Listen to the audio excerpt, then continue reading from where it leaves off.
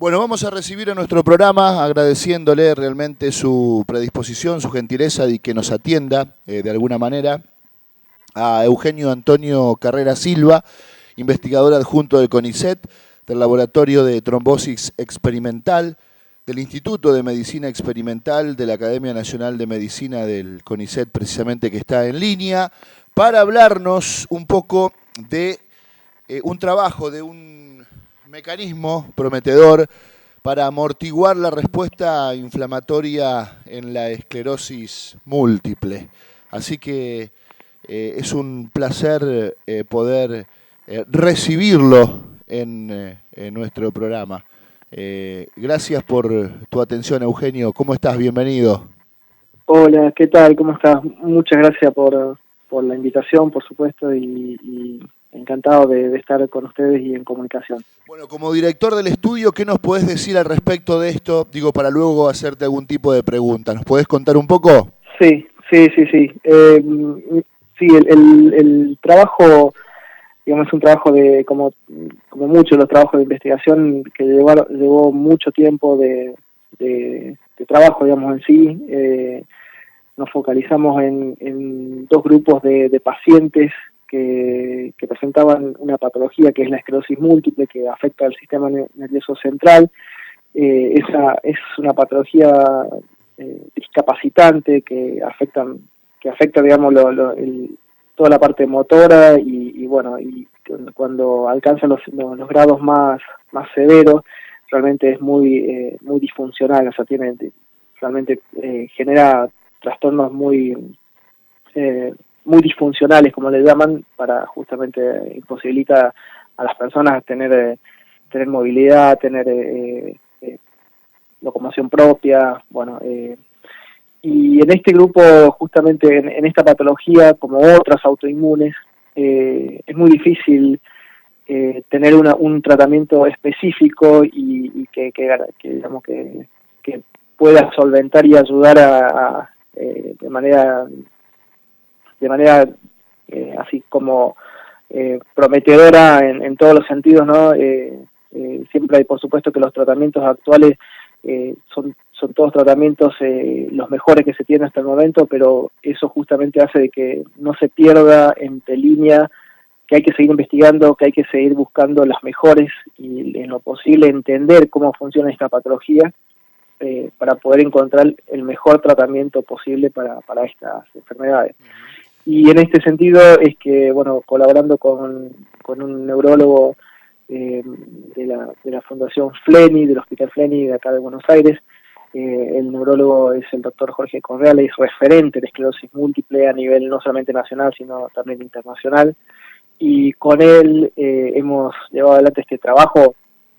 Él reclutó los pacientes y justamente nosotros nos encargamos del estudio para entender los mecanismos por los cuales una subpoblación de estos pacientes, que además de tener la esclerosis múltiple, tenían una infección concomitante con el mintos, es decir, parásitos gastrointestinales. Al parecer, la presencia de estos parásitos gastrointestinales, que para muchos suena a enfermedad y trastorno, en realidad muchos de estos parásitos gastrointestinales evolucionaron durante miles y miles de años con el hombre.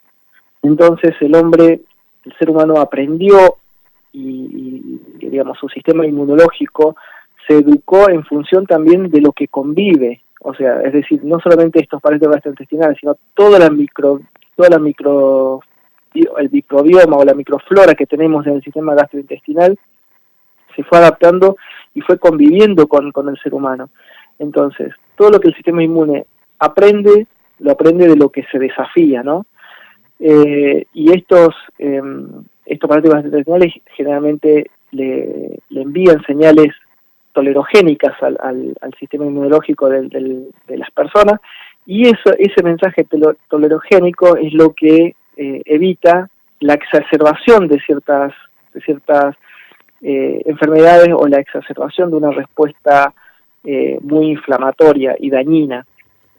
Por eso nos interesaba justamente entender la diferencia entre estos dos grupos de pacientes, un paciente que tenía solamente cursaba con la esclerosis múltiple y un paciente que tenía la esclerosis múltiple además tenía como concomitante una infección helmíntica, natural, digamos, gastrointestinal.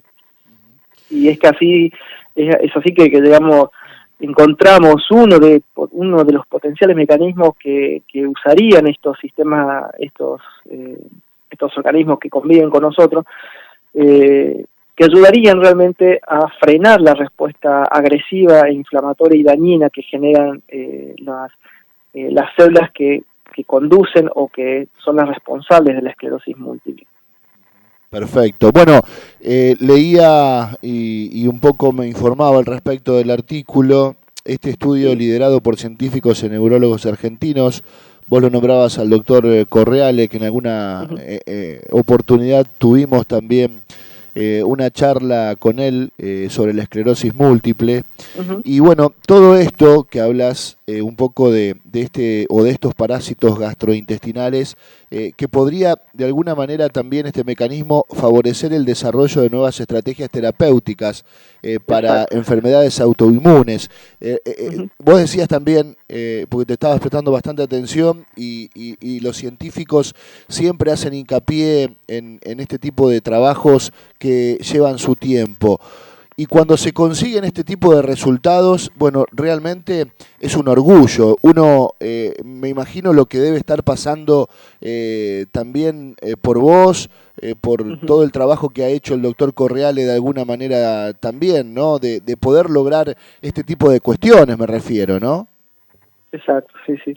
Sí, sí, son realmente cuando uno, digamos, generalmente estos trabajos, como bien lo mencionás, son de muchos años de investigación, de muchos años de trabajo, se logra realmente con mucho esfuerzo, y obviamente que la búsqueda principal de todo esto es tratar de ir aportando y generando, dándole nuevas posibilidades a todo lo que conocemos como que nos causa algún problema, ¿no? Ya sea a nivel que nos puede llegar a causar una enfermedad, que nos puede llegar a causar una infección, entonces todo ese, digamos, lo que se busca con estos trabajos de investigación es justamente tratar de ir acortando o tratando de entender mejor cómo funcionan o qué pasa cuando esta enfermedad nos están atacando, para poder justamente frenarlos.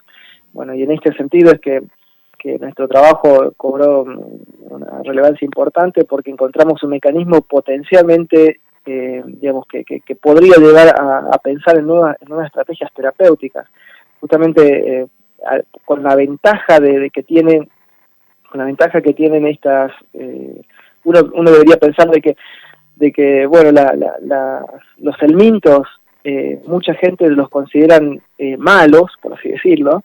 Entonces hay que eliminarlos, y durante mucho tiempo se buscó la erradicación completa de todo tipo de organismos de estos grupos de parásitos,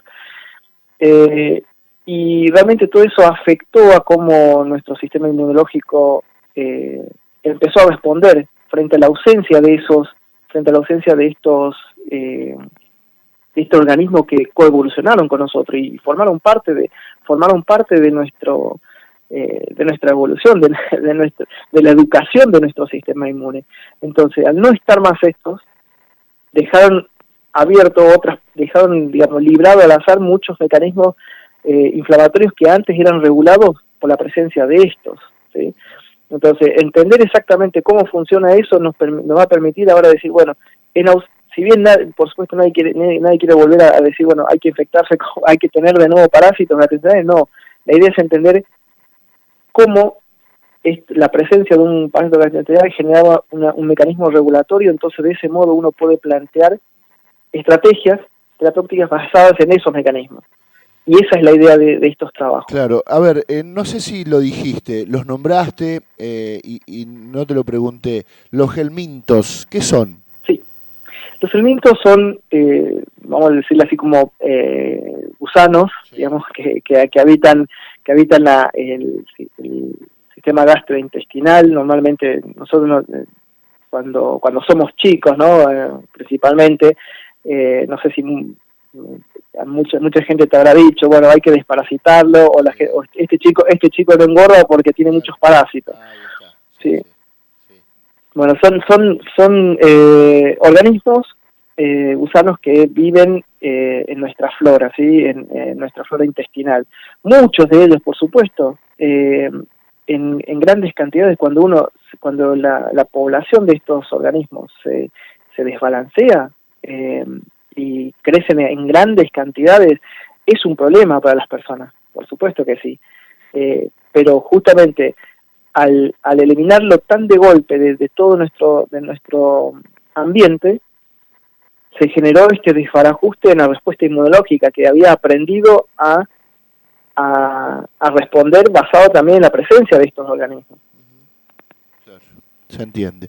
Bueno, realmente es un trabajo brillante, ¿no? El que han hecho, el que han llevado adelante, por supuesto.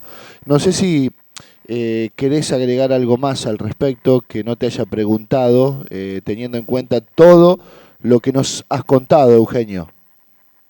Sí, mira, lo que más siempre me gusta de estos trabajos es que fueron trabajos pensados en colaboración, pensados así, involucrando a muchos grupos, a mucha gente, el primer autor, todos los autores que participaron de este trabajo, realmente se comprometieron y digamos, pusieron todo de sí para llevar adelante y que hoy tengamos estos resultados. Y bueno, como te decía, esto no termina acá, hay que seguir trabajando, hay que seguir buscando cómo realmente podemos empezar a tener nuevas propuestas para una patología como es la esclerosis múltiple, ¿no?